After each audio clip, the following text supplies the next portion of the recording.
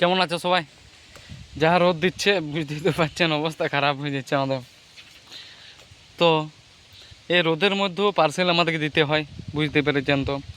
কারণ আমাদের জল, ঝড়, বৃষ্টি, রোদ, এইগুলো তো আমাদের কোনো অসুবিধা নেই। কেন বলুন তো?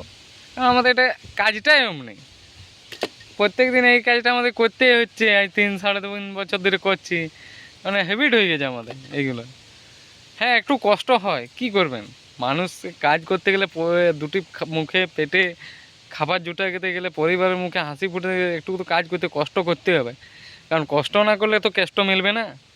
তার জন্যে তো আজকে আমার আছে 43টা পার্সেল। 43টা পার্সেলের মধ্যে 2টো পার্সেল নেই, বাকি সব পার্সেল ডেলিভারি হয়ে গেছে। আর 2টো বাকি আছে, ওই 2টা দেখি কত তাড়াতাড়ি শেষ করতে পারি, তবেই আমার কাজ শেষ। ঠিক আছে, বাই। হাসি খুশি থাকুন সবাই।